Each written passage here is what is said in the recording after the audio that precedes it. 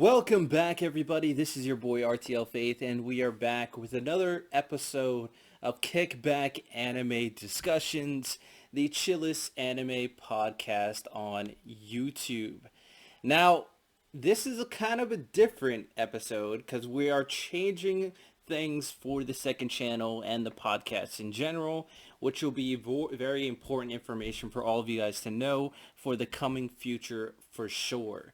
So to start out, obviously, my name is RTL Faith. I'm the host. I'm the one who made the second channel, and obviously I have a main channel that I started things on, and I just switched everything here to have like a more chill place to talk about anime, do tournament brackets and such. But I decided that it would be a good idea to have someone kind of help me with the second channel, so that way I'm not doing it by myself. Or if there's ever a situation where I can't do an episode, that someone else can take over. It's more efficient when you work with other people. So I did ask my man Squid here to kind of help me out, and he's actually with me today. And yeah, he's going to be the new co-host of Kickback. So, anything to say, Squid? I'm glad to be here. I've been on quite a few kickbacks at this point, so I hope people recognize me, and I hope I don't let anyone down and I can do good. I'm confident. He's been on quite a few. Definitely knows quite a bit about anime. Obviously, we have different tastes, so it's not like we're very similar. I mean, he doesn't even like Black Clover, so we're very different in quite a few aspects. But some changes that's going to be going on. We will be having a new banner on the channel, as well as a new logo coming up very soon. In addition to that, we're going to start streaming the Kickback discussion episodes every Saturday around 7 p.m. Eastern time. If possible, if we can do it every Saturday, if we're obviously, we're available and everything. And we're going to start doing that on YouTube and possibly Twitch as well, trying to multi-stream it. And obviously all of you will be allowed to join us on those episodes. You can stop by, chat, and if you want, the Discord link will be included. So if you want to, show up, pop by, say things, it's going to be very open to the people. So, we get more opinions about different topics we're talking about and all that's good stuff. And Squid is a very good person when it comes to streaming. So he's going to be a big help with that. I'm not a master when it comes to like streaming or an expert by any means. So we're going to have our pro here, Squid, kind of take care of that. So we just wanted to let you know about some of the changes we will be doing for this second, for from now on. This will be updating the podcast as well. We're going to start changing up how we do the titles. We're just going to change up little things to kind of make it a little bit more efficient. So today, what we're going to be talking about, because obviously we still got to talk about some anime here, is we're talking about my anime list and some rankings in general. I'll let Squid kind of explain it more in depth with what we're talking about because I've been rambling on quite a bit. So go ahead, Squid. So today we're going to be talking about my anime list, specifically our two my anime list. And what I thought would be fun to talk about is what anime we think, what our personal perfect 10 out of 10 animes are. Maybe talk about what for us a 10 out of 10 means, and then talk about some 9 out of 10s and why we thought they couldn't quite make it to a 10. Yeah, and obviously not every single anime we both watch is not on my anime list because you can't remember everything you've watched, but we got like the more popular ones that are good, fresh in our memory. So we'll start off by talking about what it means to be a 10 out of 10 for both of our point of views. So for me personally, when I'm rating a series a 10 out of 10, it doesn't necessarily mean that it's better than the one below. And like for all the rankings, like when I'm saying like One Piece, it doesn't necessarily mean that it's better than this series or this series, this series. It just means overall for its genre itself, it is the best version of what it is. It is the best version of for what it is in its own genre. It encapsulates everything it needs to, has great characters, great storytelling, great world building. It kind of hits in every single section. and that's why I will say it's a masterpiece. There may be little flaws here and there, but that doesn't take it away to its overall greatness. So that's my basic definition of a 10 out of 10. I agree. I think obviously, like you said, for it to be a 10 out of 10, every aspect of it has to be pretty solid. But I would also add that I think a 10 out of 10 anime, the only flaws it can have, or the only flaws I think it should be able to have, is genre flaws. So, like, if you have a problem with an anime, but it's something that's just inherent of the genre, it's not a problem with the specific anime, then it's not actually a flaw with that. You just have a problem with the genre itself. And so I think people could say things are a flaw, but in reality, it's not a flaw with the anime. They just are watching the wrong genre. But other than that, it has to have solid story, solid characters, good pacing. I know you in particular, I think, said that the ending is really important to you. And Yeah. for me, the ending's a little bit less important just because, I've been watching anime a long time and we don't often get even endings at all. So I've kind of learned to temper expectations for endings. Yeah, that's fair. That's fair. Uh, but I think there's, since like 10 out of 10 is like the creme de la creme, that the ones that are able to finish means that they're so popular that they are given their perfect finale. And if their finale actually hits to all the hype that's been built up, I think it deserves that top ranking when it comes down to it. So we're gonna be like talking about each one. Obviously, I got Squid's list with the green and the black, and then my list is the one with the red and the black. So we'll go kind of back and forth, and we'll start off with my first series we'll be talking about. We'll just start off from the very top, as you guys can see, and that is One Piece. One Piece is a 10 out of 10 in my opinion. When I'm thinking about One Piece, it's a shonen series that it's a long-running adventure shonen series, such as Naruto, Black Clover, Bleach, Hunter x Hunter, MHA, and so on and so on. Everybody gets the point. And we all know the greatness of One Piece. It is by far the most popular manga of all time when it comes to shonen specifically, maybe all time in manga and anime history in general. I don't know the exact sales, but One Piece has been killing it until Demon Slayer, of course. But overall, there's nothing kind of compares, and it's kind of it lives up to it. The main character Luffy is a very good main character. It starts off pretty strong. Like it's not the craziest beginning, but currently how it's flowing, how the characters are developing, the good fights, the good themes, the world building is the best we've ever seen. Probably like in One Piece, with the Grand Line, with the history, like it's unmatched pretty much.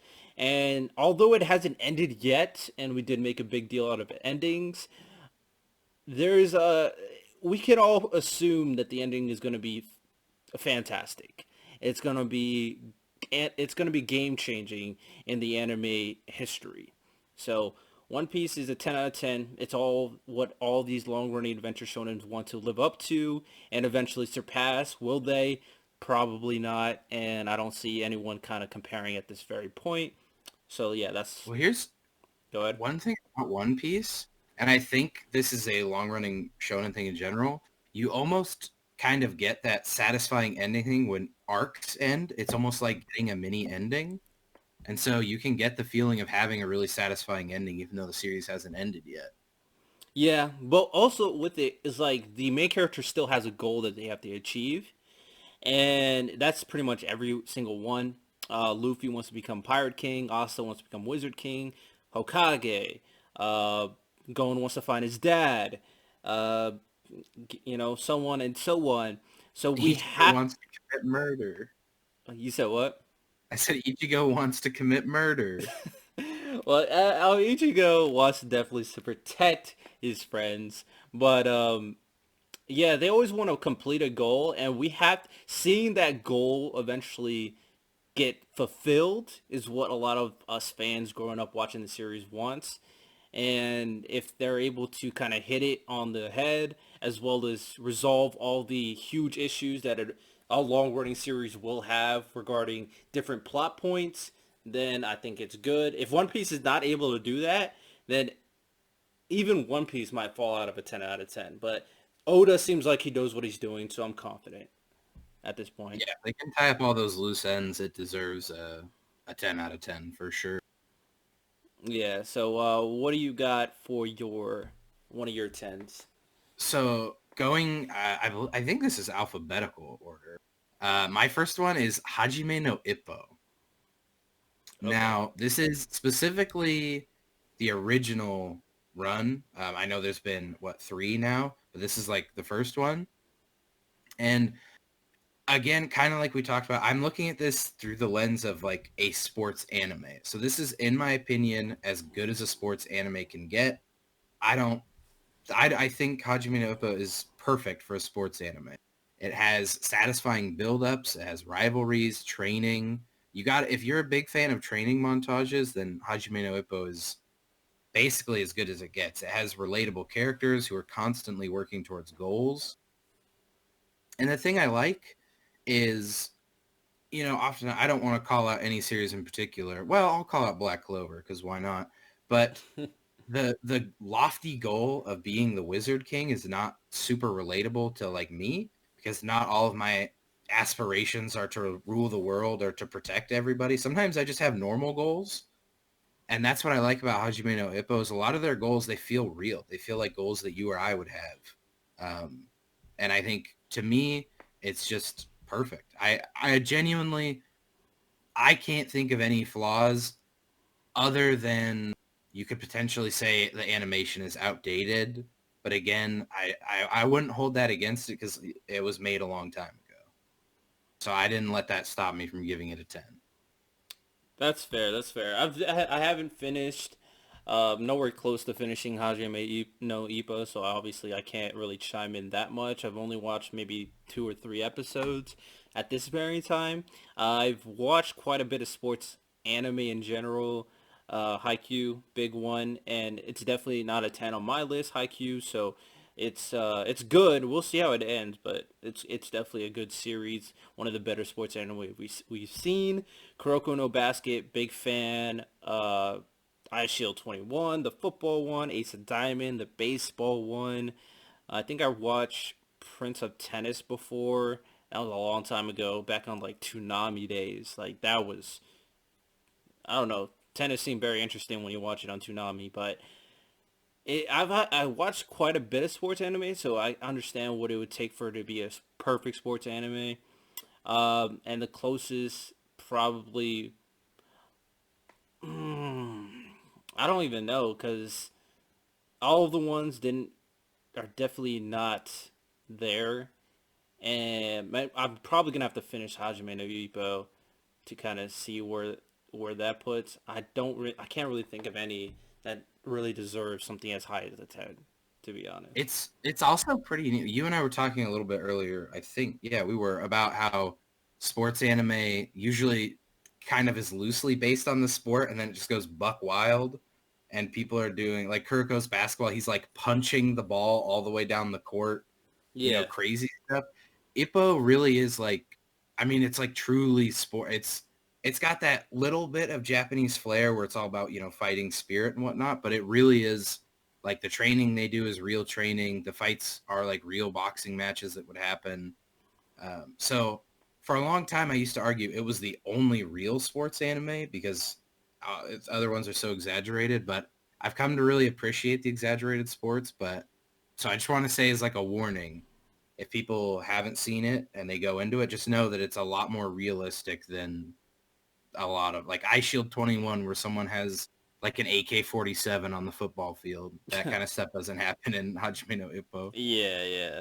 After looking at it, I scrolled down to see where I have Haikyuu. So I rated Haikyuu a 9 out of 10 because when people think of sports anime, people really often say that Haikyuu's their number one. Other ones is I've heard Ping Pong the animation. I've never watched it, but I've heard that it's very high up there. And I think I've heard some other ones, but I haven't watched those.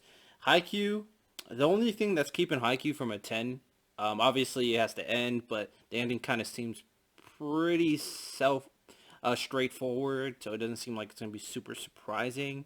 Hinata as a main character is like he's cool, but he isn't like the most in depth or he reminds me a lot of Gon, very simple but very selfish. Uh, Kageyama, I think he's a good rival. The team is a good team, and I think their characters get spread out quite evenly. The matches are intense. Like Haikyuu, I've never volleyball. I've never got that into volleyball matches until I watched Haikyuu. Those matches are intense, which is why people love it so much. Uh, and then obviously the antagonist characters are great as well. So yeah, I think Haikyuu what is just missing out just some maybe the main character's not the greatest. Uh, we'll see how it ends and maybe it'll rise by the time the series is eventually over. I'm not sure, but what would you have you as Haikyuu rated? I would probably rate high at least an 8. I'm not. I would have to think about it for a while, but at least an 8. The only real problem I have with it is that I think too many characters kind of just show up and leave. Like Ishijima, is that his name? The like prodigy powerhouse guy. Do you know who I'm talking about? Yeah. I think like he was hyped up for so long. He had that really intense moment with our main characters, but then he kind of just didn't really do much. Like he was kind of there and gone. But any issues I have are small with like so probably an 8 or a 9 is what I would rate it. Maybe an 8.5. Yeah, that's for sure. All right, so the next 10 I have here is Helsing Ultimate. Now, Helsing Ultimate is a series that comes after not like story wise Helsing, but originally there's Helsing, but obviously if you watch original Helsing, the ending was trash and there was a lot of issues. So they adapted it properly in Helsing Ultimate, very similar to FMA Brotherhood. And once they did that, that series became so much better. Alucard is one of the best main characters you'll see in anime. Period. He's in depth and very and very violent at the same time.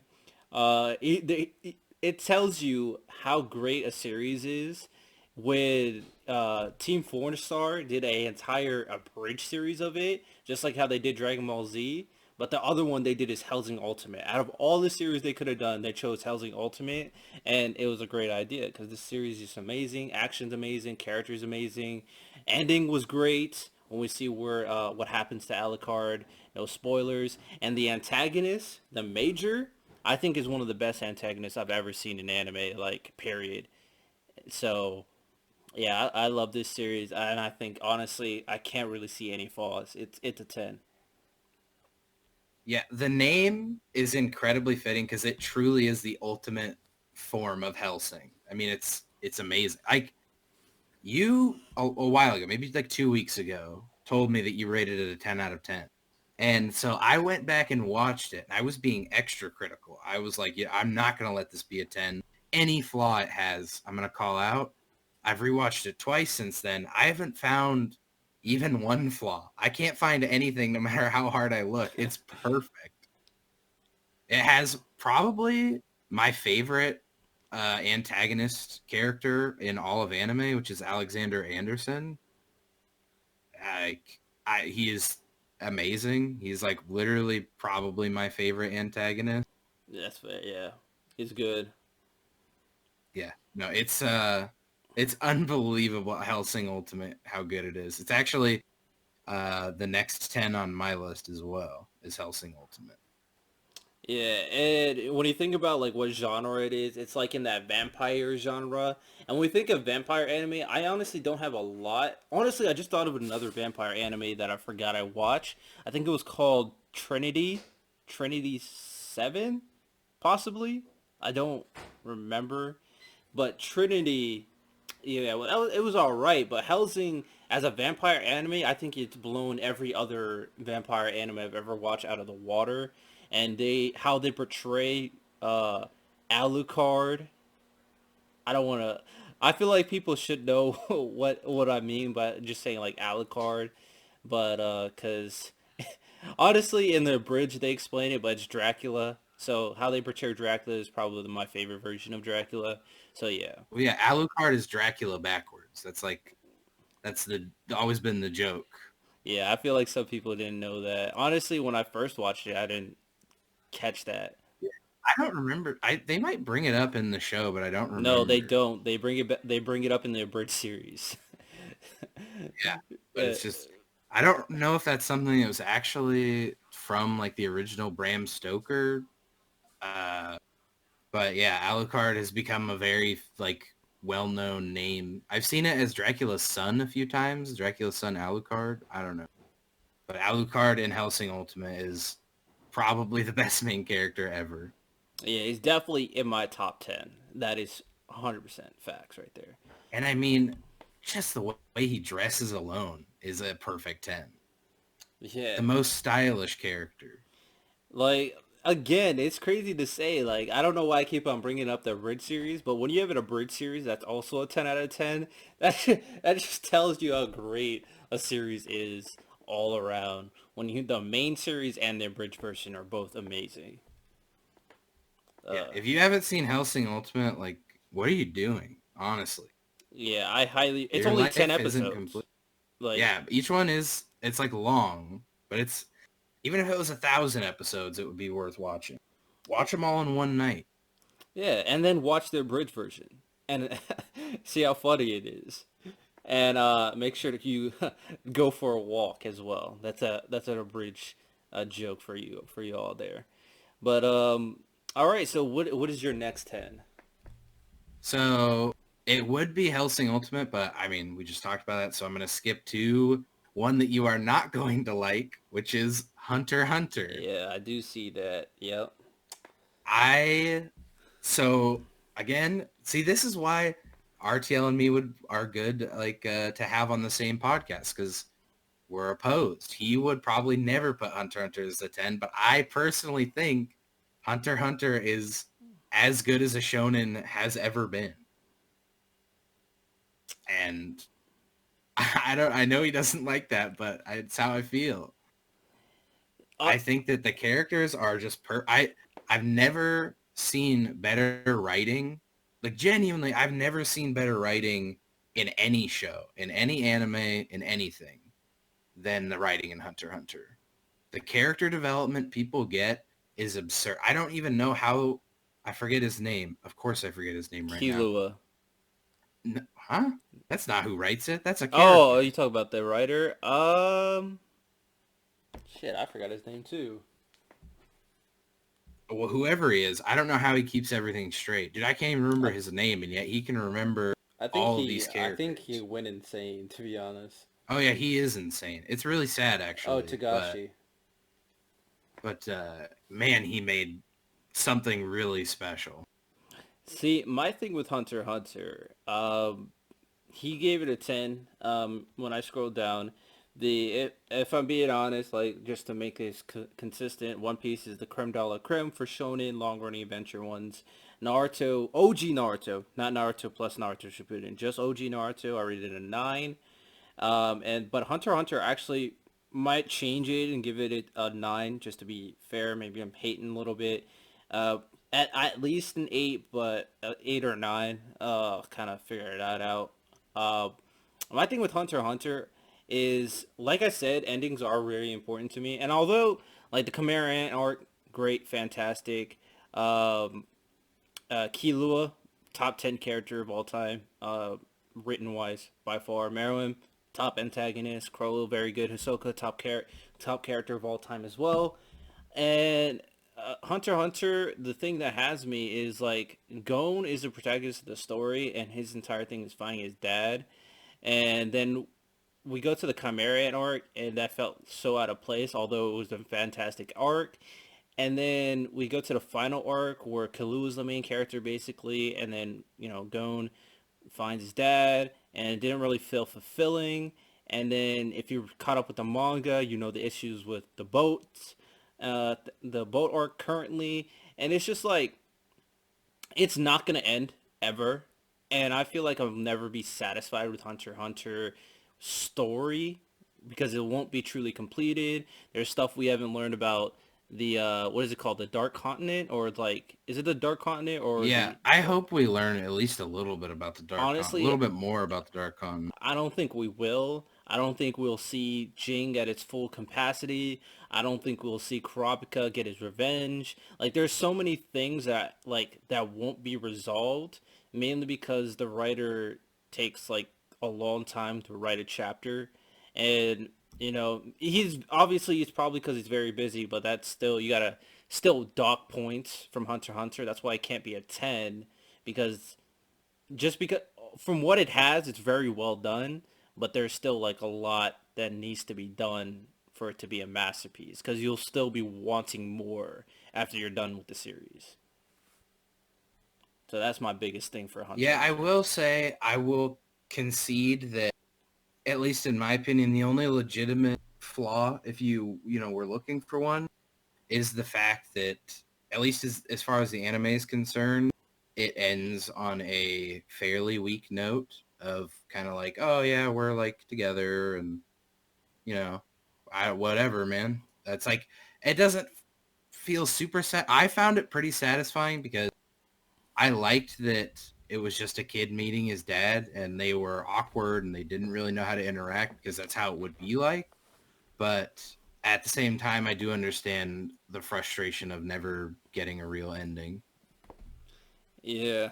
So yeah, I mean Hunter x Hunter, I'm not gonna discredit its writing, although I'm not the biggest fan of Gon because he's a very like selfish character. But Hunter x Hunter is amazing. I always enjoy it every time I see it. I always enjoy talking about it when the chance comes. But I could definitely, it can't give it a 10 with all the unsolved questions, and that's kind of brings Hunter x Hunter down for the most part. I could see that, but I gotta give it a 10. I'm such a fanboy, and I know I am, and I feel bad that I'm such a hard fanboy, but I can't help it. Yeah, that's fair. That's fair. All right. My next one is Code Geass, and it's interesting because when I first ranked it, I didn't rank it a 10, but after really thinking about it, I gave Code Geass a 10. Especially when you think when it's pertaining to mecha anime, and Code Geass, when it comes to being a mecha anime, like a big mecha anime, is very prevalent in the story. And Lelouch being one of the greatest protagonists we've ever seen by far. Code Geass is a 10 out of 10. The ending is the best ending of all time. Like, I feel like most people who've seen the ending will agree to that. And even its start was great with when Lelouch first obtains his Geass and does what he does. So the story was great, the ending was great, the protagonist is great, the mecha fights were good.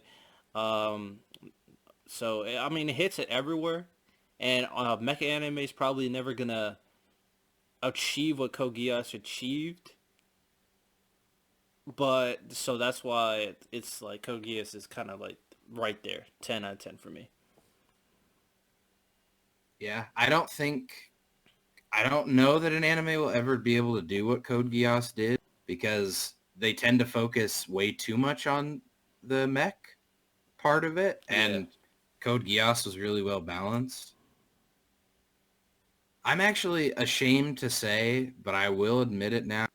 A long time ago, when I first watched Code Geass, I didn't rate it highly. I actually rated it, I think, a 5.5 when I first saw it. Hmm. And I'm proud to say at this point, I've grown as a person. And every time I've watched it or watched episodes of it, after that, my rating has just gone up and up and up to the point where I don't personally have it rated as a 10 on my anime. I don't even have it added on my anime list because I just forget. But I don't think I could rate it any lower than a 9. Like, I think it's minimum a 9 and a strong contender for 10 for sure. Yeah, that's for sure. I mean, it hits at a lot of different points. I will never, ever, ever watch the movies because I'm not trying to ruin the great ending. I don't even know why they even made movies for it, but yeah, Code Geass is great. What do you got for your next 10? This is my next and final 10, actually. And people are gonna make fun of me. I'm prepared. I will accept that. But it is Gangsta is my next 10. Now, I love Gangsta. I've I've said it for so long now. Gangsta's my favorite anime. I love Gangsta.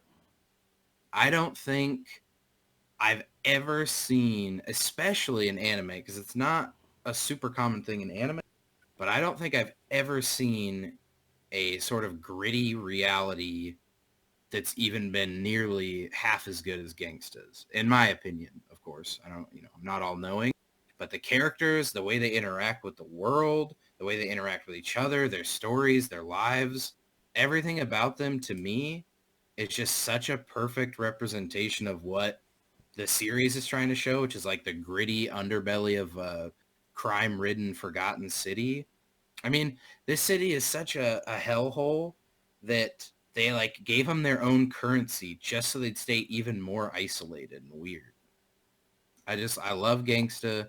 I love the characters. Nicholas is such a good boy. He's deaf, but he doesn't let that stop him. Warwick only has one eye.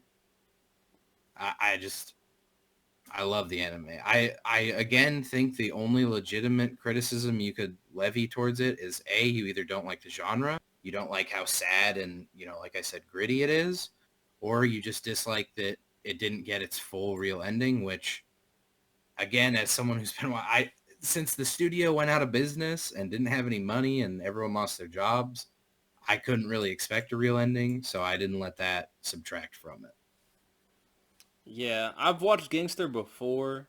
I don't remember a lot about it. It's probably gonna be a rewatch for me when it comes to Gangster. And considered you hype it a lot, I might have to read the manga as well. I know the only thing I really remember is some very good fights with Gangsta, and I remember there was like a female lead as well that they saved at like the first episode or something. But overall, from what I see, I remember it's good, but I just can't really remember. So I don't really have a lot Plus, to chime in. I like I don't know how you feel about the whole damsel in distress motif, but it's something I hate about the current isekai genre is when female characters exist only to be saved by the main character, and Yeah. they're just unbelievably stupid characters who just do things no human would do. And so one of the reasons I like Alex is she doesn't just, let herself get saved. Yeah, she's like horribly, irreparably emotionally scarred, but she still turns out to be a pretty badass woman. And she does some saving herself, which I enjoy. I don't want to spoil anything, but I'm Um, glad she doesn't just turn out to be like, a figurehead character like a lot of other people do. that's fair. That's fair. It reminds me of the anime, The Overly Cautious Hero, which I actually don't think I have it rated, which is freaking hilarious. It's a parody isekai, and one of the better ones out there. It wouldn't be a 10 out of 10 by any means, but it's hilarious how they kind of make fun of the damsel in distress type of, trope as well. Um, all right, so my last 10 here is Gintama. Uh, Gintama, it's a parody comedy action series and very unique for what it is. And it got several hundred episodes. That's how popular it was. It makes fun of a lot of the shonen genre with Dragon Ball Z, Naruto, all that good stuff. And the action itself in Gintama is some of the best action fight scenes you'll see in anime, and Gentoki is one of the best protagonists. Some people legit say he's the best shonen protagonist of all time. I personally do not say that because I have my greatest shonen protagonist, and his name is Aaron Yeager. But Oh, get thank God. I thought you were about to say Asta. oh no, Asa definitely not, definitely not. But yeah, Gintama is great, and I see that I've read the ending because the manga is officially ended, so I could definitely say there's a ending to it, and the ending was satisfying. I think it was satisfying, um, and it fits with the series because the ending was comedic. It's a parody series, so you got to remember that. But the action and the themes in the show, as well as there's emotional moments, there's romantic moments, there high action, high comedy. Like it hits almost every genre trope you can think of, and Gintama does it. That's how great of a series it is. Probably one of the best series I've ever seen. But yeah, Gintama, straight 10 out of 10, no questions.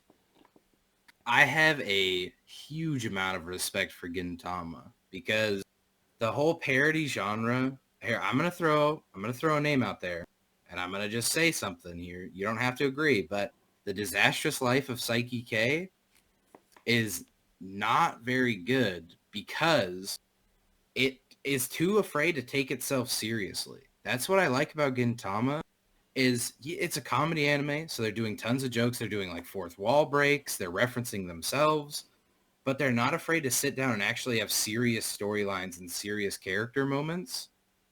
And it's so nice. I think it makes the funny parts of the anime funnier when you can actually have your characters sit down or go through something real and something painful. And it makes everything, I think it just enhances everything. With too many parody anime, just try to be funny all the time and never be serious. But Gintama is in like a league of its own. Oh yeah, very I much almost agree. wouldn't even call it a parody anime. Gintama is just Gintama. It's like transcended beyond genres. Honestly, like it legit hits everything. It does everything for a series that you would want, and it has the badass characters. It has good female, like very good female characters. And it has a pet. It has a mascot. It has the dorky character that has some badass moments. Like it does everything you want for a It has series. cool villains. Oh yeah, some very good villains as well. Uh, yeah, Gintama, highly recommend. Very long, but you'll enjoy it. People complain that the first like couple episodes is sucks, but it's filler. So I never count filler to a ranking because you could skip filler. So like if you want to skip the filler, just skip the filler. It's not.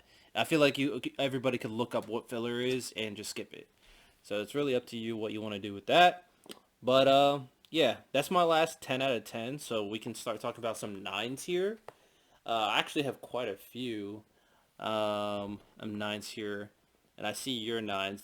There's only one nine I don't recognize. So obviously we'll start talking about that. Uh, Yeah, I want to say real quick because people can obviously see my list. I haven't. I sort of went through. I had like an epiphany about how ratings should work, and I changed how I looked. I haven't fully updated and changed, my list. So not every number you see is 100% accurate. I just want to say I haven't had time to like redo my list. yeah. So there might be some that if you're like looking at my list and you see like a 6, maybe it's not a 6. Maybe I just haven't had time to change it. Yeah, I'm putting my cursor around a six I see right in front of me that everybody should see. Maybe we just forget about Brotherhood. Maybe we don't even talk about Brotherhood, My to be man, honest. he knew exactly what I was I circling. know exactly what you're looking at. I know what everyone's thinking. Oh, Maybe we jeez. don't talk about that. Maybe like I said, I haven't redone it yet. Okay, all right. Well, we're gonna have to talk about Brotherhood because it actually is one of my nines. So I guess we could start talking about that first, since we're on the topic. Brotherhood is not a 10, although a lot of people rank it as the best anime of all time, and deserving so. Great. I mean, we all know what Brotherhood is. There's a reason why people rank it number one, pretty much on every list. The reason why it's not a 10 and it's not a number one for me is the criticism is valid. You have to watch original Full Metal Alchemist to understand the beginning of Brotherhood. That is a valid criticism because it kind of goes really fast right at the beginning of Brotherhood, and then after that's finished, it's smooth sailing from then on. And then obviously some criticism with the ending, with Father and whatnot. So there is criticism there with the beginning and the ending. After Father's dead, though, that was a beautiful ending with Edward and his family growing up with Winry. Beautiful, very well done. But yeah, the beginning is actually a huge criticism, and when you have a beginning that starts off with like that kind of needs another show to kind of understand, then yeah, Brotherhood's definitely not a 10, but at the very least, it's a 9, in my opinion. Well, I guess we all know what I've rated it. Yeah. Here's the thing. I'm sure you disagree, in fact, if you rated a 9, but my big issue, again, like you said, is the fact that you have to watch, you have to watch something that's not technically fully, encompassed. But here's the thing. Father, to me, was a letdown after the absolute Chad that was King Bradley. Like King Bradley to me, it almost feels like to me that they Game of Thrones themselves a little bit, where they had such they had like an unsurpassable villain where he was just so good. He was so cool. He was so threatening and imposing where it's like I couldn't imagine anything like scarier than King Bradley in the Full Metal universe. And I just didn't think Father I just didn't think he lived up to it as like the be all end all villain past Bradley and past the other homunculus. Honestly, I don't think not Bradley, but I don't think Father was supposed to be meant to be some deep villain. Like he obviously had the philosophy of becoming God and everything, but it started off as a dwarf in the flask. It seemed pretty simple. He just wanted to be God or be close to God. Whereas King Bradley has a lot of dynamics behind him, being artificially created, being like a super soldier. There's a lot of deep things regarding Bradley. He has an actual family, so he's an interesting character because there's more dynamic to him compared to the dwarf. So like, I'm not. It doesn't upset me that King Bradley is a better villain than Father. Envy's also a better villain than Father, but I'm gonna give credit to where there's credit's due because like the Father was also at the very least was a dangerous villain. He pushed a lot of these characters to the edge, and it took all they had to defeat him. And what happened with Edward, what it took for Edward to eventually defeat him, and all that learning, and then Greed's ending. That was huge. How Greed kind of saved the day. That was huge. A lot of anime fans enjoyed that as well. You actually just reminded me of something. I forgot to bring this up. I'm going to retcon this really quick. When we were talking about Hunter x Hunter, one thing I forgot to bring up was that Hunter x Hunter I think, did it the best of any anime, showing that a villain doesn't necessarily have to be stronger than anyone else to be the scariest guy in the room. With Hisoka, obviously Hisoka in the grand scheme of things in Hunter x Hunter pretty weak, but very threatening. Oh yeah. And I just want to, retcon that in because I forgot about it earlier. Oh yeah, I very much agree. Very much agree indeed.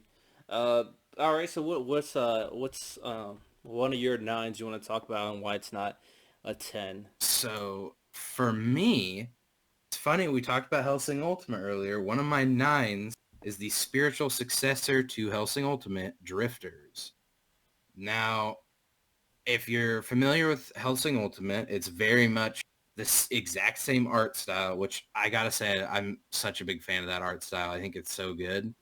Um, and to me, Drifters honestly is almost perfect, but we didn't get, not only did we not get an ending, but where it left off was really in like a terrible spot. It was such a bad cliffhanger. So that to me is the biggest flaw. And then the other flaw that I only actually really honed in on like my third or fourth rewatch was that with the whole drifters, when there starts to become a lot of drifters, because I think by the end there's like 9 of them. There's a lot of drifters in the world. Yeah. I guess if you haven't seen drifters, I'll give you like there's basically it's sort of like an isekai if you think about it. Like when you die, you get summoned to go Oh fight a yeah, war it's on a new definitely an world. isekai. I would say. Um, it's like an isekai from hell, basically, because it's incredibly brutal. But when there starts to get a lot of drifters running around, the story can feel a little fragmented at times, specifically with like the kamikaze pilot who's just off in the jungle and you just sort of occasionally see him running around in the jungle doing weird stuff. But other than those, like the one bigger flaw with the ending and then the minor flaw with the too many storylines, I think the characters in Drifters are just as good as Hellsing Ultimate. I mean, they're made by the same person, so they're the same caliber. The action's just as good. The villains, I actually like the ends more than the villains of like as a whole, as a unit. I like them more than the villains in Hellsing. I mean, as a I unit, but I can't see anybody surpassing the Major or Alexander Anderson. Yeah, the Black King. I will say the Black King is he's a pretty intense guy. He's pretty sick, I haven't but read the manga, so I don't know who he is. I feel like I know who he is, but I might have guessed wrong. Because obviously, all the Drifter characters are based off a prominent figure in history, in general yeah, history. that's another. Oh yeah, that's another cool. And for me, I always love history was like my favorite subject in school, and I began to like Japanese history. So it's really fun seeing people running around like Oda Nobunaga, which everyone at this point should know. But it's really fun to be like, oh yeah, I know that guy. Like I've heard of that guy, or I don't know if I should say it on YouTube, but like one of reality's biggest villains is in it, and you're like, oh my gosh, he's in there. Hitler? Yeah, he's in there. He's like, Oh yeah, he's yeah, in Drifters. yeah. So I remember seeing it. And they made the bold choice to not make him a bad guy. That's another thing. I like the Ooh, Drifters aren't necessarily good guys. that's Also, also that was a very interesting point because we got to remember this is anime, and what is anime made by? Japan, and who was Hitler's allies? Okay. Italy, Japan. Sorry. So it was interesting to see how Hitler was portrayed at a different point of view. Obviously, I mean, I will say it's very brief. It's not like they're like really glorify. It's very brief. They mention that he was a drifter, and it's I think just a good way to show you like, hey, drifters aren't necessarily good. This is just one side of the war that we're following, so we see them as good. yeah. And it makes sense. All these guys. It's an interesting dynamic because they're two like godly beings kind of playing a game for the most part. With these Yes, these characters. I Uh, love those two. Oh, yeah, it's such a good. I think it's so close to being a 10, but just there's enough minor things wrong that I can't, in good conscience give it a 10, but it is definitely a 9 in my books. yeah. I think I haven't for some reason I haven't rated it yet on my anime list, and probably Drifters would be a 9 in my opinion. But I feel so unsatisfied with the series, and it irritates me because there's so much I'm stuff I want hoping to it's going to know. come back. That's why I didn't want to talk about like too many spoilers cuz I don't feel bad about spoiling like Brotherhood. If you haven't seen it by now, like what are you doing? But Drifter is like maybe it could come back. Maybe. There's a chance. Bleach came back. But Bleach's fan base is crazy. Drifters, I doubt it, honestly. Oh, it's so People good. who own the rights to Drifters, if you're listening, I'll buy so many copies, hundreds of, please. It's so good. I thoroughly enjoyed it. I picked it up. I picked up watching Drifters on a whim, and I wasn't disappointed by any means Oh until wait, the Drifters ending. is getting a season 2. I have no I idea. forgot. Yeah, I it is getting a season. I forgot. Season 2 was confirmed like right at the ending of season 1. I forgot I about. I can't wait to see it. We'll see. We'll see for sure. Um, okay, number 9. Something I actually talked about earlier, so I'll kind of talk about two because I'll talk about it briefly. OG Naruto. This is without Naruto Shippuden. If you think about it, OG Naruto is kind of like it does everything properly. Skip filler, obviously, because filler is annoying, but it's easy to skip filler in Naruto. You just gotta look up what is filler and just skip those episodes. And when you think about what the main arcs are in original Naruto, you start off, obviously, with the introductions, of course, but you start off with the Land of Waves arc. That's Zabuza. Everybody loves Zabuza. Next, you got Chunin Exams arc. Top tier. Gara or Chimaru, all top tier.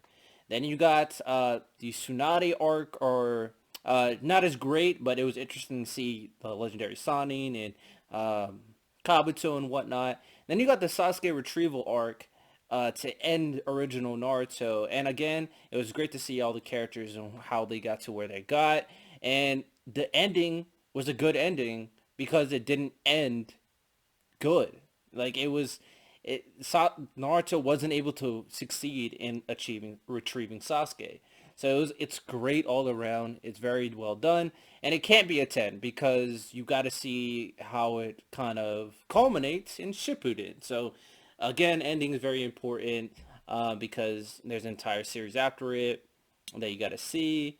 And obviously the other than that, um, don't really have any issues for the most part, to be honest.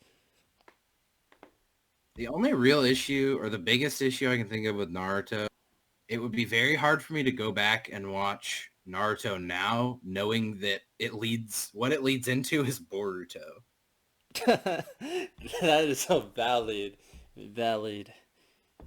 But I do, Zabuza, such a sick character. He has barely any time, if we think about it in the grand scheme of things, but he is so sick. Orochimaru is my favorite Naruto character, period, and he's pretty prevalent in the OG Naruto, so I'm a fan. Yeah, it's very good. Um, People like to disrespect OG Naruto.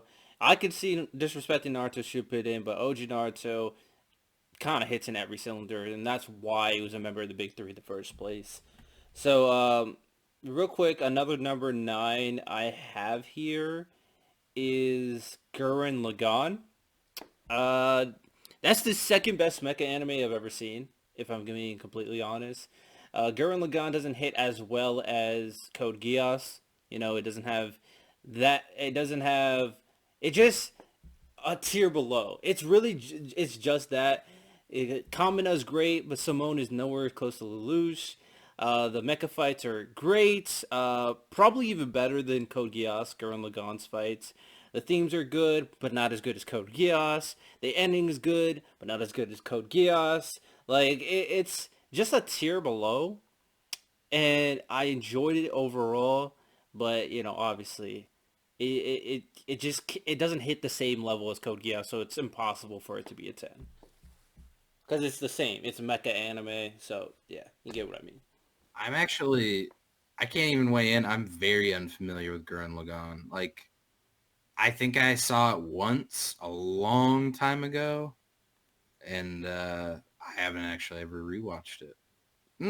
Maybe I have. I'm kind of familiar, but I would need another rewatch before I really gave it a solid rating with confidence.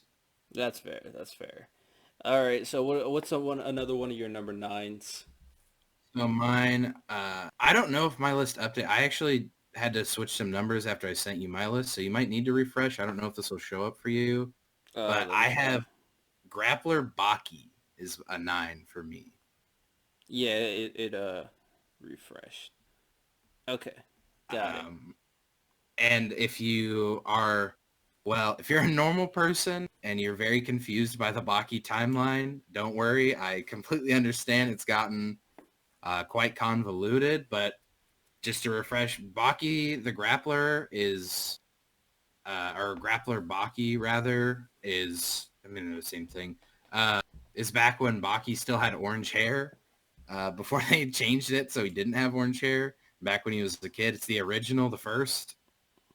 And to me, this is like nearly the peak of fighting anime. See, we talked about Hajime no Ippo earlier. I actually would say it's a sports anime, not a fighting anime. I would say Um, Grappler Baki is like a martial arts anime, like Kanichi. So yeah, yeah, I would it, separate them. it's not, there's like no sport in this fighting. This is like fighting for, in some Yeah. cases your life. And also, it's like different martial arts. Yeah, we got different ways to fight. Whereas boxing, Hajime no Ippo is just the sport of boxing. That's it. Yeah, and there's obviously different styles in boxing, but again, it is, within the confines of that sport. But in Baki, you have Gaia, for example, who's, still to this day said to be one of the world's strongest, and he's a master of his environment, so he'll, throw sand at you. You have Hanayama, who's like the 12-foot tall gangster.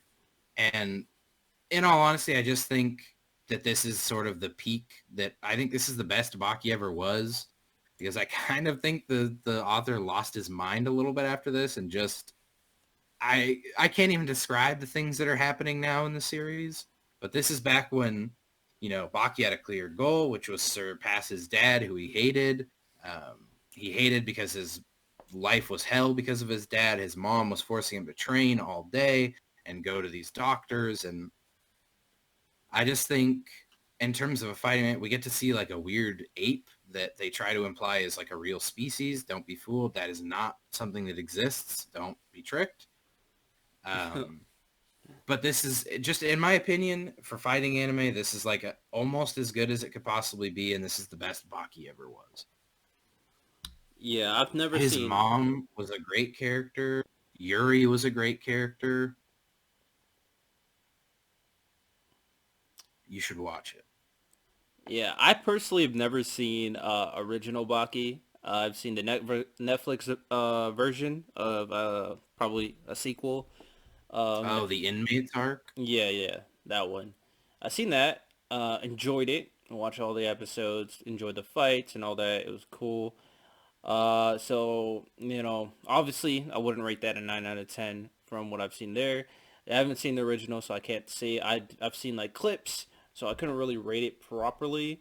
But obviously, this is rating based on martial arts anime, and I don't know. I mean, there's Baki, and another one that comes to mind is Kenichi the Mightiest Disciple, which is very good. I don't even know where I ranked that. Kenichi was very good, actually. Fairly enjoyed that. But that's definitely not a 9 out of 10 probably in my list. I've seen the trailer for God of High School on my main Oh yeah, channel. I'm so And hyped. yeah, I've said that in my video that this could be the greatest martial arts anime of all time. I Honestly. will say the current top dog, because this is, I'm not to pat myself on the back too much. This is sort of like my thing. Fighting anime, like specifically martial arts anime, is like absolutely my favorite thing. And so I'll say God of High School, the current top dog. I actually don't have it. The reason I didn't bring it up is because it's not on my list. I would absolutely rate it a 10 though if I had remembered to add it to my list. But the current top dog of martial arts fighting anime is Kengan Ashura by far. It's a perfect 10. And so I hope God of High School can surpass that because that would be so sick. Is that the Netflix one? Yeah, the manga's even better, dude. You should. Kengan Ashura and Kengan Omega is a god tier manga. 10 Oh out of yeah. 10 manga. Yeah, I definitely have to see both those for sure. Uh, so yeah, we got to see where it got to high school because it got to surpass those some giants. It got ways to go. Uh, Another one of my nines is Attack on Titan. Uh, Attack on Titan won't be the only reason why it's not a 10 is because it's not finished yet. We got to see how the ending goes. People, we got to see how that because this ending, I've hyped up Code Geass.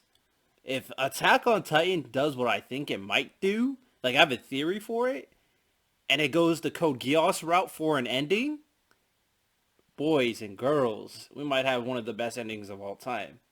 Will it surpass Code Geass? That's heavy duty to surpass Code Geass's ending, but Attack on Titan has to end, and if the ending is bad, it's not a 10. So that's basically all it is. Attack on Titan kills it in a lot of different aspects. And the main character develops the best I've ever seen a main character develop. It kind of goes through the full emotional spectrum as a kid to an adult, basically. And the themes are fantastic. The world is fantastic, and it's great. It's great. Highly recommend. But yeah, it's not a 10 out of 10 till we see the ending. That's pretty much all I got to say about Attack on Titan. Attack on Titan, that's that Tokyo Ghoul ripoff, isn't it? Ha ha. No. I'm kidding. That's the joke. That's a joke, everyone. I was a joke. For me, the only thing I could really complain about with Attack on Titan is I've complained in the past. It's had some minor pacing issues, specifically in the anime adaptation in the earlier seasons. Aaron was a little annoying for a while, but I think it actually played quite well into his overall development. He needed that annoying phase. And the only thing that I really don't like about the series is the whole like 7-year rule thing. That kind of bums me out. Yeah, it's But it's an other than interesting that, it's an interesting dynamic at the in the grand scheme of what's going on currently in the manga. Wait, Squid, are you caught up with? AOT's manga? I I am not, and I actually you are, so I will ask you is because I kind of I ducked out on the anime after a while.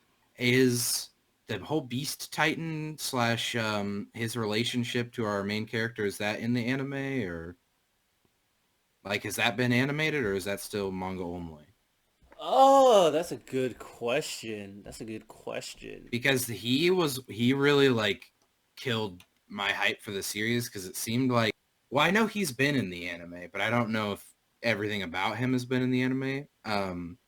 I don't. But No, no, no. There is no way it's been animated so far because there's a huge scene that has to happen first before they reveal the well, they know relationship. who the Beast Titan is at least, Yeah, and but I will say without spoiling anything that the whole 7 year thing seemed like, because it was right after he came in the picture and he was like this insanely strong Titan. It was like, oh my God, how is like he's like the strongest Titan we've ever seen.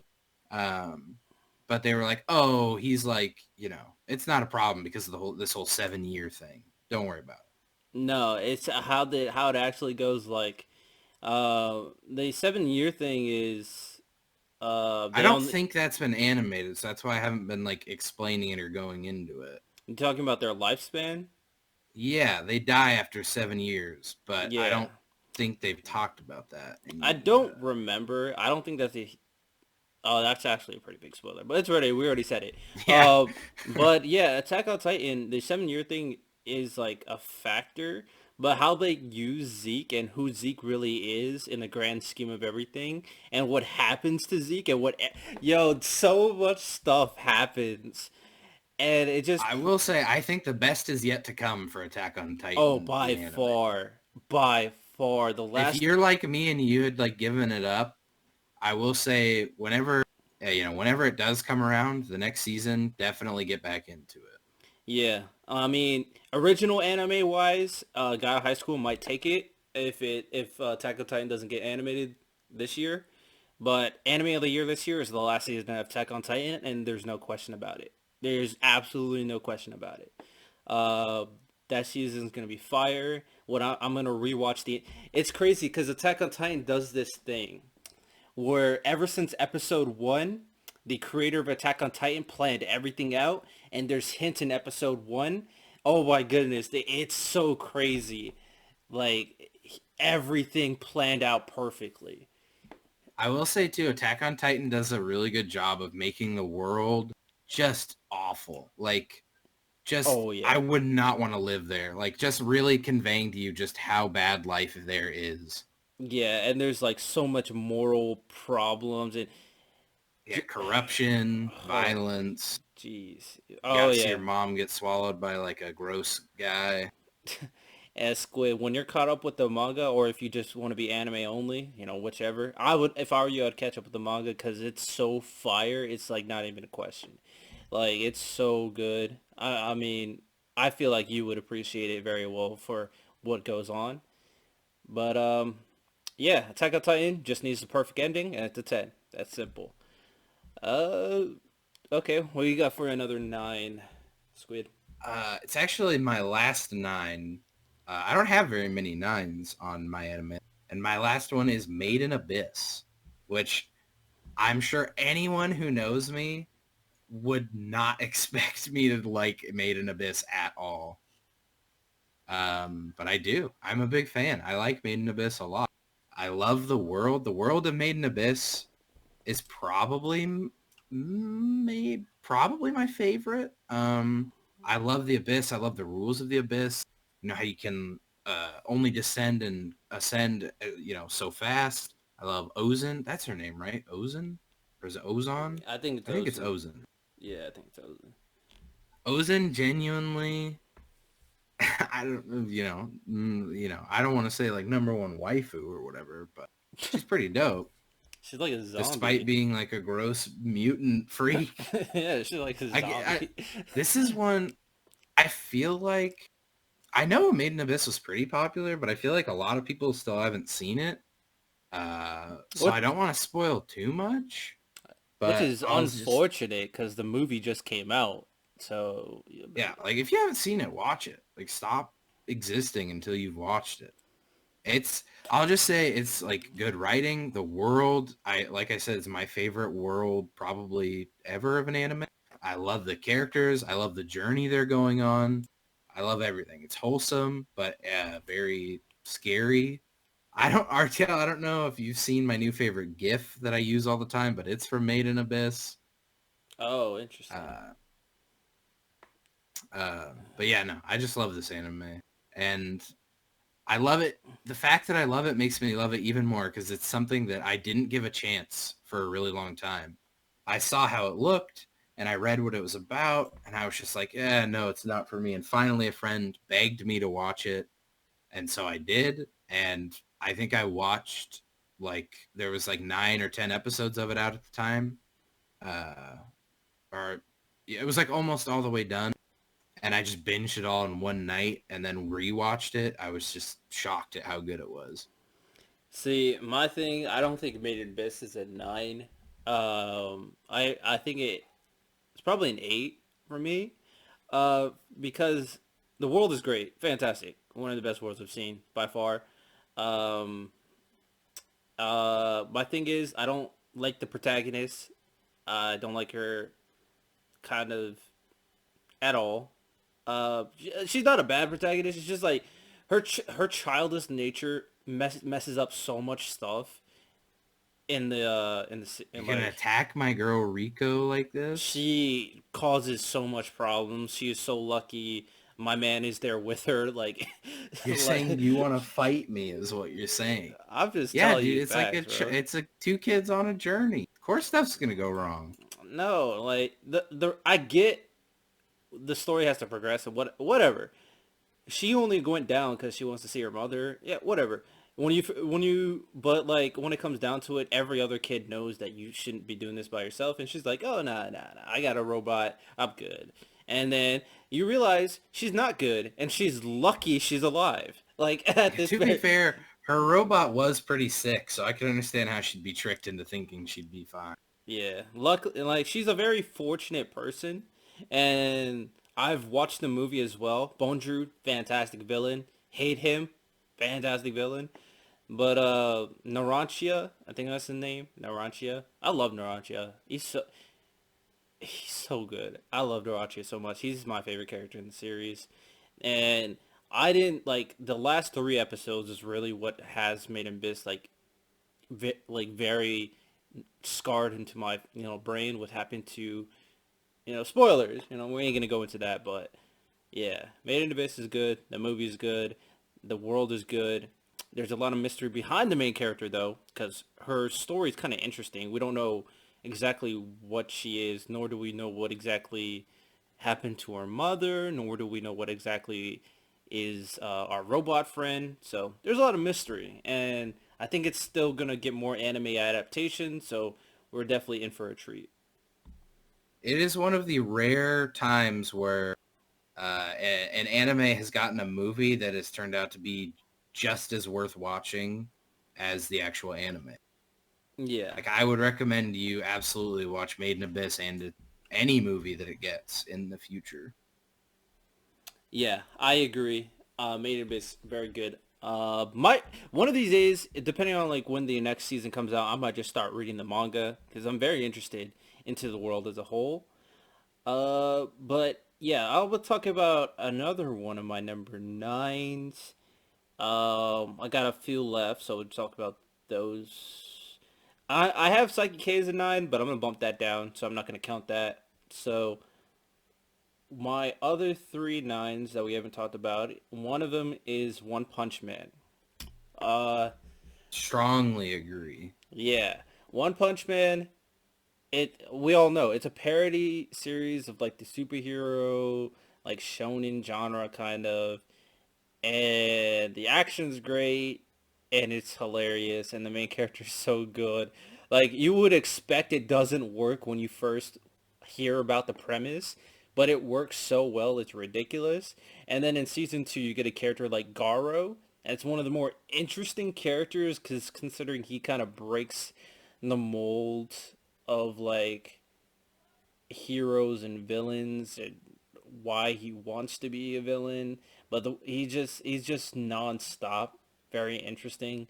And a lot of these top heroes are, they're have their own abilities and they're interesting enough to carry the show when they're on screen, which is very good for a series like One Punch Man, which is a parody as well. So yeah, it does what it got to do, and it does it very well. Yeah, Garo's a good enough character by himself that just Garo alone warrants like at least an 8, especially if you've read the manga. Shout out to my manga readers, or I guess like web one-shot readers or whatever it's called. Yeah, I definitely have to read the manga because One Punch Man is taking way too long to get me 12 episodes per season. Like, come on. But yeah, One Punch Man, great. It's at least a 9. Another one I have here is Fate Zero. Fate Zero. Now, I have my issues with the Fate franchise mainly because I hate Shiro. He's one of those protagonists I actually hate. I hate Shiro. I think he's so annoying. And I also hate the concept of Saber. I hate that she's a character in the first place. Like, why did they feel like making Arthur a woman is beyond me? They could have literally just had Joan of Arc. Like, just have Joan of Arc. Have her a female Hey, lead. That would have been fine. shout out to Drifters for actually having Joan of Arc. That's what I'm saying. Like, you literally there's so many strong female characters in history you could have used, but you decided to make Arthur a female. Yeah, I Like, would have taken like a Cleopatra. Could have been cool too. yeah, I mean, I just don't like it. I don't even know why it's a thing. And to make things even worse, I don't like that King Arthur, has a relationship with a Japanese teenager. Like, what? That doesn't even make sense. It just has me so bugged. But Fate Zero doesn't have any of those issues because Shiro's not in the anime, and Saber is actually treated like a. Oh, should I say this? I'm gonna say this. Saber's treated like a bitch in the series, bro. How? What's his name? Kiritsugu. Have you watched Fate Zero? I have. It's I have Kiritsugu, seen the it. main character. Is that his name? I believe so. Yeah, yeah. I'm pretty How sure. he treats Saber, he treats her like a bodyguard, and that's it. He said, "Get out of my way and just protect my wife." That's basically all Saber is in the entire series, and it's carried by like Gilgamesh and Ryder, like basically, and that's good characters because Ryder and Gilgamesh top tier by far. The story's interesting. The entire Fate universe is interesting. The dynamics and the betrayals and the fights, great, great fights, and the ending. What Yeah, happens the to ending. Oh my goodness, what happens to Kiritsugu at the end and how everything he thought just fails and Yeah, the ending honestly genuinely just floored me for the same. I was speechless after I saw that. yeah, it's great. I It's great for Fate. It's the best version of Fate. I heard that the movies are good, like Heaven's Feel. Uh I think that follows a romance because each Fate follows a romance besides Fate Zero. Fate Stay Night follows the romance of Shiro and Saber. Fate Stay Night Unlimited Blade Works follows the relationship between Shiro and Ray, I think her name is. And then Fate Heaven's Feel follows the relationship between Shiro and that one crazy girl. So all that is just dumb, and Fate Zero is good. That's all I gotta say. I'm not the biggest fan of the Fate, series or I don't. What do you? Is it a series? Is it like a franchise? Yeah, What? it's a franchise. I would call it a franchise. I'm not a big fan. In fact, oftentimes I would say I'm like the opposite. I really dislike it, but I think Fate Zero is the best it ever was. I think it's as good as it gets for the Fate series or franchise. Oh yeah, That ending, oh man, jeez, my yeah, God. very much agree. And my last 9 I have here is Bakano. Big Bakano. Have you watched Bakano? Your mic kind of cut out for me. Have you watched Bakano? Uh, It's I the think so. Italian anime. I'm pretty sure. Yeah. Oh, yeah, yeah, yeah, yeah, yeah, yeah. Yes, I have. Bakano is my last number 9 here. Um, it's It's hard to, set in like old like the 40s or something, or like yeah, 20s. something like that. It's around the mafia time. Like there's like mafia and gangsters, mafia Yeah. Oh my gangsters. god. I'm remembering more and more about it. Oh my, how did I forget about this anime? All right. Yeah, I rated a 9. It's Um, hard to say what it is because it's so original. Its premise is so different. It's 13 episodes, but the entire story is finished in 13 episodes. It's like it's really hard to say what type of genre this series is, this show is, because it's so different, but it's it's hard to even prepare. Like if you were telling someone to watch this, I don't know what I would tell them to help them prepare. honestly, Like that's I don't know what say I would tell them they were watching. honestly save. Like I'll be completely honest. Like I maybe it should be a 10, but like I feel like it's not a 10. Like it's not something like I'll say. Honestly, it's one of the best dubs you'll see. Like period. Because the accents are pretty on point. And they actually it feels like these characters care. There's like dark themes. The fights, the there's some good. This it's hard to say what everything's going on. The only thing I'll This is one say, I really don't want to spoil because I feel like not enough people have seen this. oh, but I don't think so. I don't know why I don't have it at 10. I can't. I just feel like it's not a 10. But I don't have a lot of complaints with the show. So I'm in a weird I feel situation. like you don't necessarily, it doesn't, if you have no complaints about a show, it doesn't necessarily mean it's a 10, I don't think. I mean, there could be nothing like glaringly wrong with it, but if it's just not good enough to warrant a 10, you know, it's a 9. And that's still respectable. It's still super good to be a 9. Yeah, that's probably just what it is. It's just not like it's so good, but it didn't have me jumping out of my seat at any point. I just enjoyed what I was looking at the entire 13 episodes. I feel like that's a good way to put it. Whereas like I wasn't like thrown all over the place through the emotional spectrum. I just enjoyed what I was watching for 13 episodes, all the way through. But yeah, that's my last number 9. Here, you got anything else to say about Bakano? Go watch. I mean, it is an anime. Now that I'm remembering the first time I watched it and just how many times my like jaw hit the floor when, someone would, I don't want to spoil it, but when, something brutal would go down Yeah, and you would just be like, what?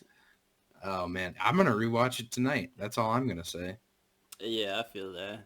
To kind of just wrap things up, I guess we could just go through our own rankings and see what some standout rankings that people wouldn't expect.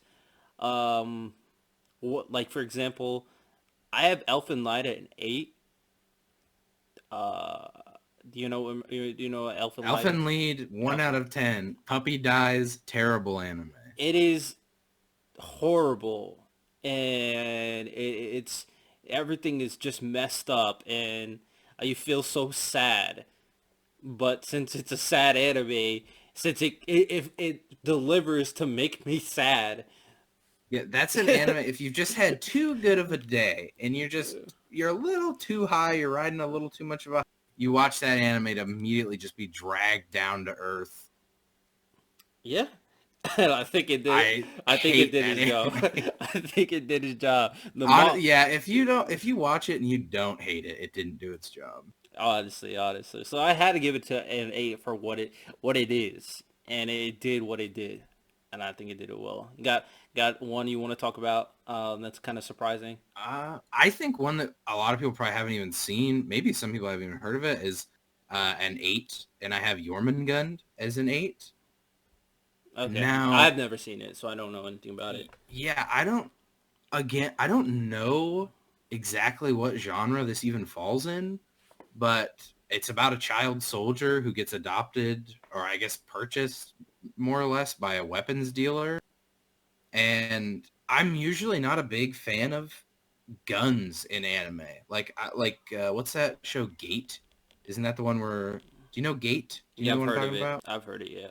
Like that kind of, I'm usually bored with guns in anime, but Jormungand manages to make guns and like modern fighting really exciting to me. And so I think it is incredibly underrated. If you haven't seen it, it's on Funimation. Uh, it's very good. I love the characters in Jormungand. It's got the best modern, gun action that's ever been animated, and it's got a cute little albino child soldier as its main character. Yeah. Okay. Yeah, I just showed him a picture of it. Oh, I did have drifters here. Accepted an 8. Um, and I had Made in Abyss an 8 as well. I had another kind of surprising one to some people, I guess, is Death Note is an 8 for me. Mine too. Same. Yeah, I feel like people would say it's like a 9 or a 10, and it can't be because after L died, it definitely went down. Everything before an L is a 9 or a 10. Everything after L is definitely not a 9 or a 10. So that, I mean, that's my basic. That's pretty much all it is for me. Yeah, the way I always describe Death Note is that it can be a 10 out of 10, but it isn't consistently a 10 out of 10. Yes, that's a very that's a good way to put it for sure. I actually have Demon Slayer as an 8, and I kind of feel Yeah. like I need to bump it down to a 7. I think let me check where I definitely have Demon Slayer here, and I rate it as 7. I did rate it as 7 personally. Yeah, Uh, I would say I have Dorohedoro as an 8, and I might consider bumping that to a 9, honestly. I haven't finished it. It's on my list. I definitely enjoyed the first episode though. I'm a big, I, again, it actually kind of reminds me of Baccano in the way that you're watching it and it just out of nowhere hits you with like the most disturbing, like horrific violence, but it's done in such an over the top way that it just almost feels funny. Like I know it sounds very morbid to say it's funny watching someone get like, beat to death, but it's so over the top and so ridiculous that it's like you can't even take it seriously. And that's like Dorohedoro for me is it's just a wild fun ride through Hell World. Yeah, I remember when the that one girl's face came off basically in one of the first Yeah. episodes. Yeah, that I was like, damn. Or there's like I don't how are you like I how think I'm far on have you gotten to episode the 2. I think I just watched episode 2. um all right, you might not be there, but there's like a fight that happens that is just absolutely brutal Yeah, definitely have to. between our two main characters. Interesting, interesting. Yeah, I definitely. Once I'm done with Psychopaths, I'm probably gonna watch the Hydro. Uh, do you got another surprising one you want to talk about? I have one that's surprising me. I don't remember adding this, but apparently I put Vinland Saga as an 8, um, I have it in an which 8 as well. I'm bumping that up to a 9 right now. I'm trying I to think think Vinland Saga is about incredibly good. what it would be. It's kind of like it's not a shonen.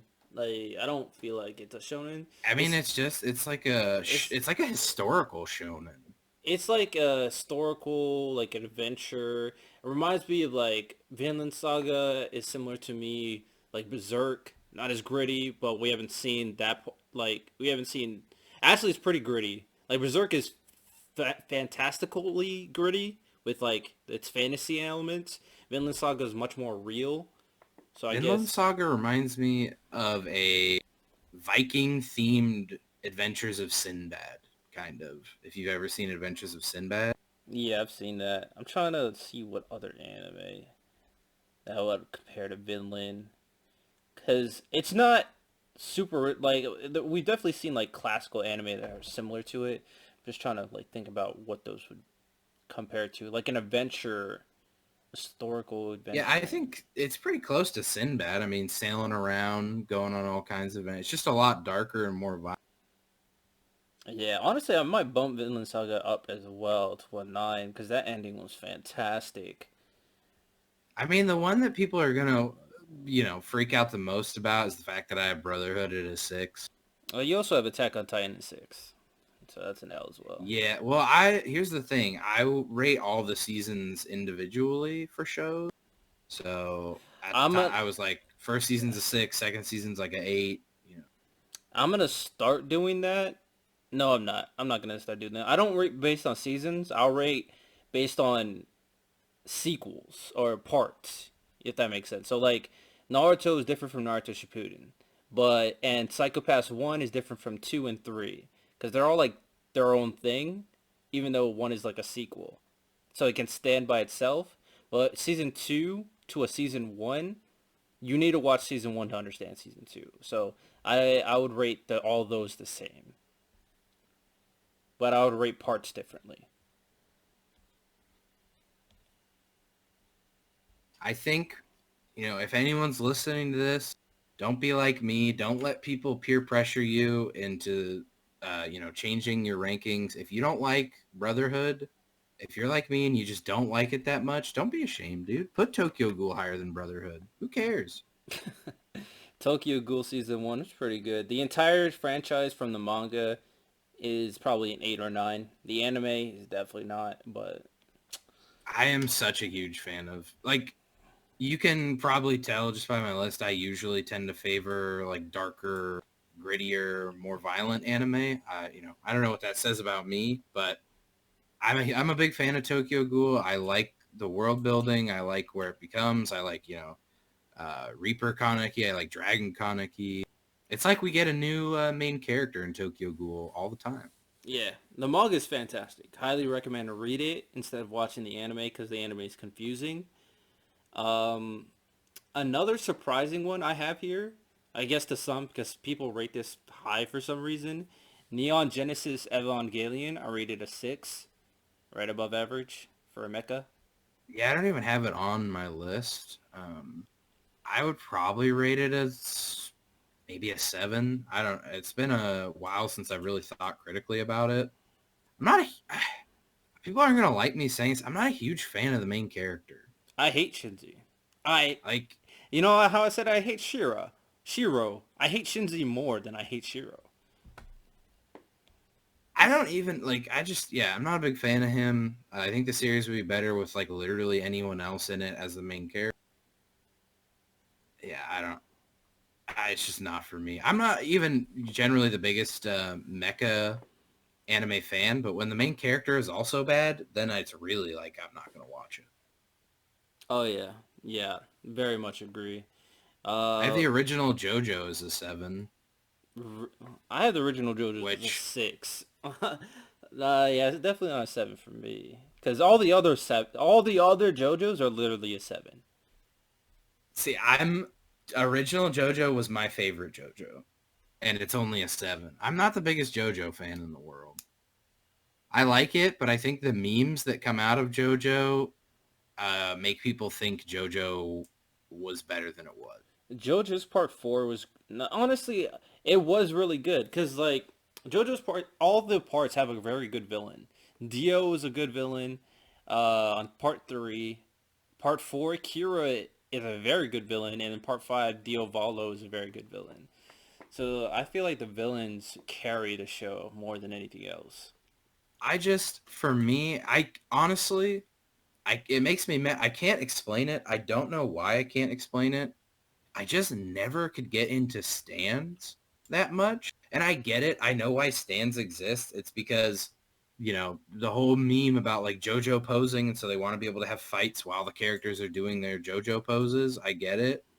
But something I just liked Hammond more. I loved the Pillar Men. I loved the Pillar Men so much. They're like one of my favorite villains ever. But I don't. I mean, you know how I feel. The other day, I told you that I wanted like Lars over Dio in that antagonist thing. Yeah, I feel that. I feel that for sure. Oh man.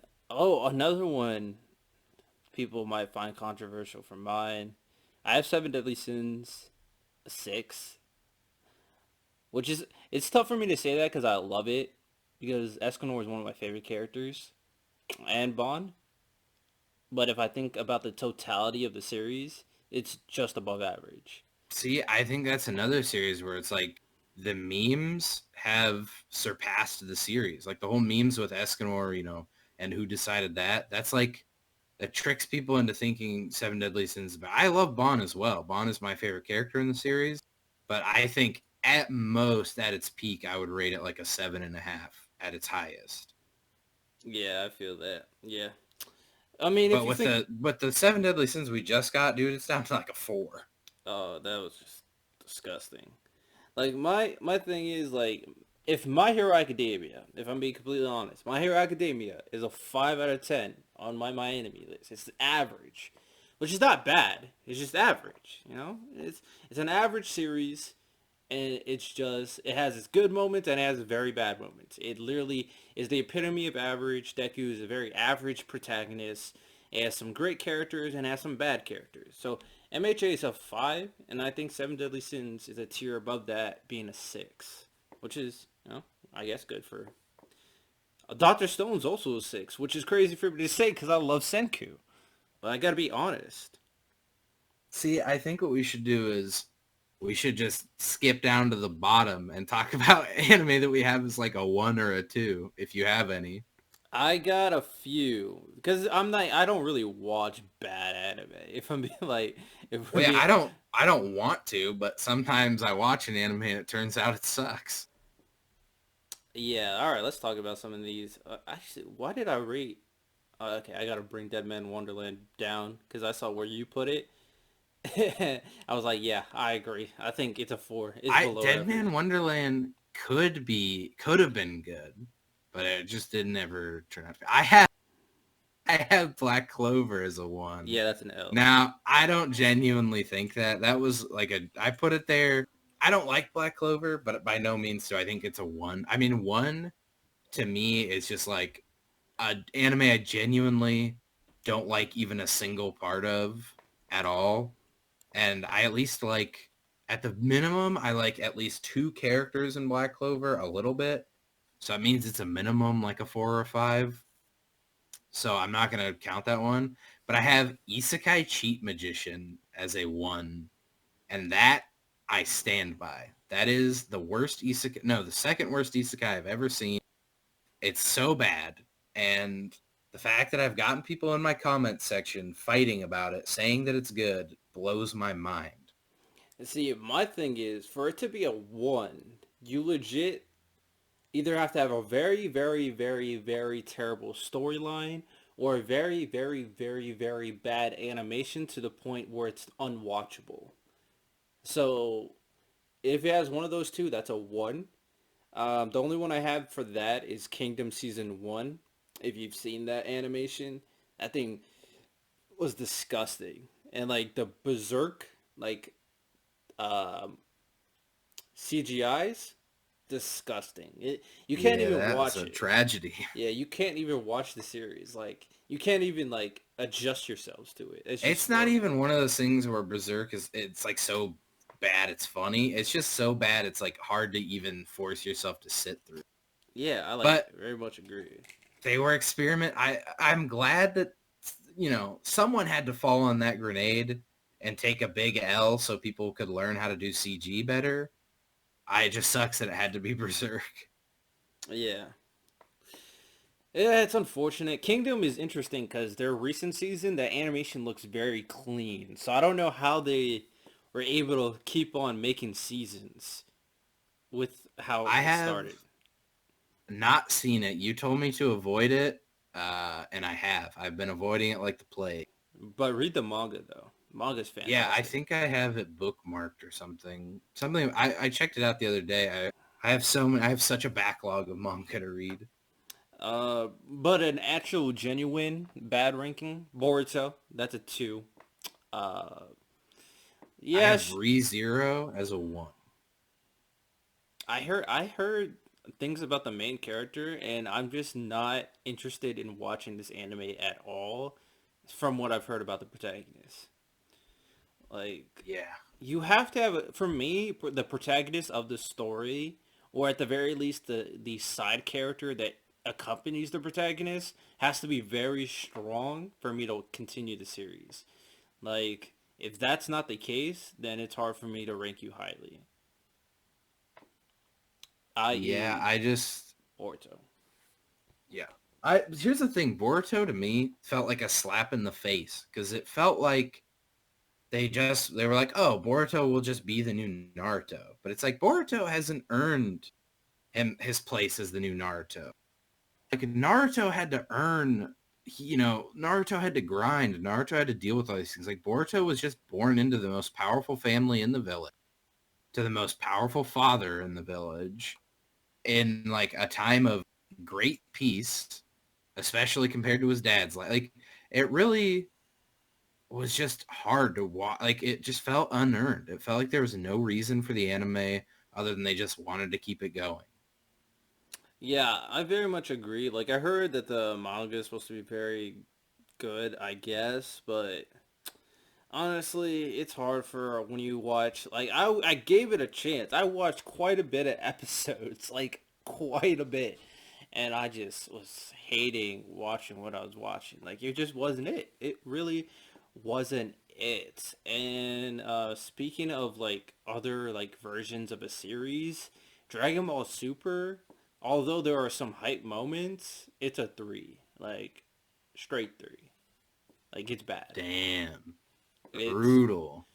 you got to be honest when you got to be honest. Like the series, if the first two arcs of a series, like it's not filler, like these are the first two arcs, are just movie recaps, then no, you're not a good you're not a good season. No, by no means. I will say, I personally, I consider Dragon Ball to be like its own genre at this point. And so it's kind of hard. I don't even think of Dragon Ball Super as like a series anymore. I think it's just like the era that we're in. Like we're just in the super era now. And I mean, I like it, but it's not perfect. I don't know if I'd rate it like really low just because we got to see Vegeta say, "That's my Bulma." That was a pretty sick moment. Yeah, but that happened in the movie. Like I saw it in the movie, it was sick. Then I saw it in the Yeah, but that's the thing about Dragon Ball though, is that it's less of like an anime that you get seasons of. It's more like you get an era of like Dragon Ball GT, Dragon Ball Z, Dragon Ball, or Dragon Ball Z Kai, like whatever it is, and like everything is all like it's all intertwined. So there was like the Broly movie. I watched that. It was actually one of the only movies I went to see in theaters that year. very good. Very much enjoyed it. Yeah, Broly. I mean, I'll go. I liked even seeing Mecha Broly that one time when they made that movie. I love See, Broly. my thing with like I mean, what you say makes sense, but when it comes down to it, it's still an anime, and as an anime, it is a three. It was bad. It was inconsistent. The first two arc were movie recaps. There's some good fights, but then there's some annoying, boring fights. Like there's just a lot of things. Goku was annoying as hell in this Dragon Ball Super, and Vegeta got shafted a lot, and Gohan got underutilized, and Master Roshi became powerful. And like there is every character has an issue with it with them, and that just goes to tell you like that just it just wasn't good. If there's literally every one of the main characters, you can find a legitimate issue with them. Yeah, I'll say I don't rate it like super low, but I do understand that it has problems for sure. Yeah, but we got the same for Sword Art Online. We both rated it a four. Yeah, I don't. I will say I don't have the same like foaming at the mouth hatred for Sword Art Online that I see so many people have. It's a little bit weird to me just how deep some people's hatred of Sword Art Online goes because at the end of the day, as someone, I'm like pretty unbiased towards it, and it's just average. I mean, it's like average or at most just slightly below average. It's not the worst anime of all time. I don't know why people say that. The new Sword Online was pretty good, actually. I liked it. I've heard that. I mean, it's an isekai. It definitely paved the way for like isekai for sure. But when I first watched it, what I was expecting didn't happen, and I have issues with Kirito and everything. So it's below average. Kirito's not the greatest protagonist. The story was kind of it went a weird direction, and the ending was underwhelming. So like it is what it is, but it's definitely I don't hate it like crazy, but just got to be honest with your rankings when it comes down to it, and not try to cheese the system. If it's bad, it's bad. If it's good, it's good. And I heard the new seasons are good. Never watched it, so I'm not gonna rank that the same as original Sword Art Online, like the first like 2 or 3 seasons or whatever before Gun Gale at least. Gun Gale, I would rate lower personally than like the original season. I mean, after season 2, there's no way I was gonna continue watching it because I mean that it just couldn't keep me at that point. I just wasn't enjoying it, so there's no way I could watch Gun all the other iterations of SAO. Somehow it kept on making. Yeah, that's why I liked the new. I mean, the new one they came out with really did seem you could never have seen SAO and you could have watched it just fine, which I Yeah. enjoyed. Oh my goodness, I see something very controversial. I just noticed on yours. What's where? Shingeki no Soma is a Oh yeah, Food 4. Wars is trash. It's bad. It's a Um, 4. I hear so much praise about it. It's ridiculous. Here's the thing. I I understand why Food Wars gets praise, but the thing is, it's made for normies, and so it's not So is enjoyable for me. Boruto. So But yeah. the thing is, my professional career isn't or has never been being a ninja, but or a shinobi, but I have been a CDC for a really long time, and the cooking in Food Wars is just abysmal. And it's so hard to watch. I mean, I watch it, like, I get a good laugh out of it because it's really funny, some of the things that they will make and pass off as delicious, especially if it's something you've had or had something similar to, and you're like, oh, that's disgusting. But if you're not like me and you're just like a normal person, Food Wars is probably a great anime. But for me, it's downright painful to watch, personally. That's fair. That's fair. For me, like I haven't watched it yet. Eventually I will. Maybe. But we'll see. We'll see. That's an interesting I think thought. the most controversial thing on my list genuinely might be the fact that I have Your Lie in April as a 2. Really? Yeah, I think No, that's people crazy. would go to war for that. I'll imagine if Katie was still here. I I will say this. I've said it before. I'll say it again. I think Your Lie in April was the epitome. It's like Your Lie in April was as if the subreddit r/I'm 13 and this is deep made an anime. It's like an anime that a kid wrote. It reminds me of a Kame Ga Kill, where like it sounds like a kid wrote it and was like, I'm gonna just make like the saddest anime ever. And the characters make no sense. They're like nothing like real people. I don't know. It's one of those animes where I genuinely don't see even one thing that people like about it other than the fact that like you get to hear a piano playing, Yeah, I which never is why watched it's a it. 2 and not 1.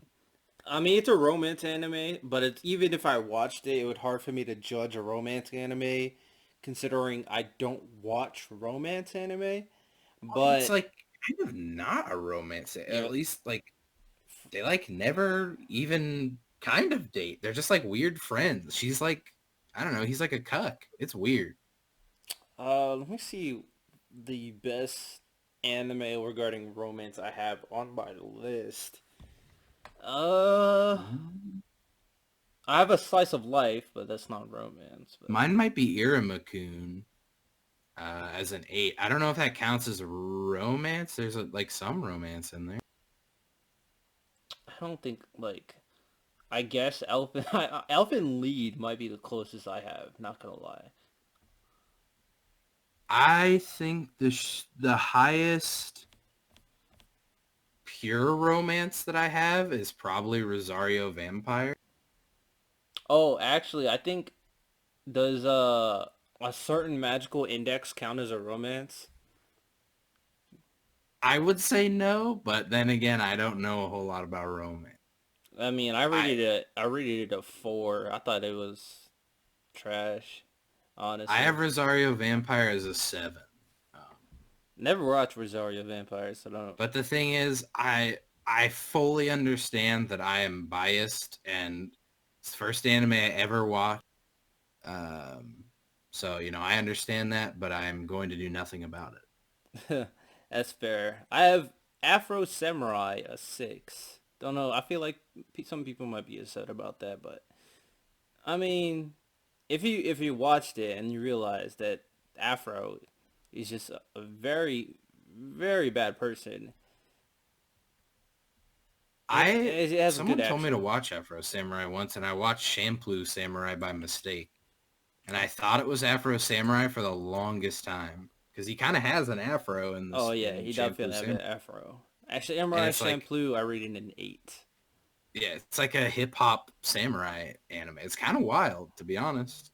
Very good, very good. But yeah. Um, I mean that's pretty much all I got. I think I've talked about all the interesting rankings I have here for the most part. Uh, got anything else? No, other than if you ever want to see like my full list, just Squid the Cynic. Just search that on my anime list, and you should be able to track it down. I try to add to it, every once in a while, but I'm not super great at it. But if you ever want to watch it or like look at it, that's what it is. Yeah. Obviously, we have different, very different lists. We have very, we have similar points of certain things, which is pretty interesting. And then other things, we have our opinions about certain other stuff. But for the most part, you can recognize good, and then we can recognize bad anime. But yeah, this is all we got for this episode of Kickback. This will kind of be like episode 0, where we start changing things from here on out. And hope you guys enjoyed. Make sure to tune in for the future. Next weekend, next Saturday, I think will be our first stream. So tune in for that. And we will be, well, by the time this comes up, it'll be like this Saturday. So we're going to be talking about the most disappointing anime characters in anime. So tune in for that for sure. So this has been your boy RTL Faith and my co-host Squid the Cynic. This has been Kickback Anime Discussions. We will see you guys next time. Peace out. Bye bye.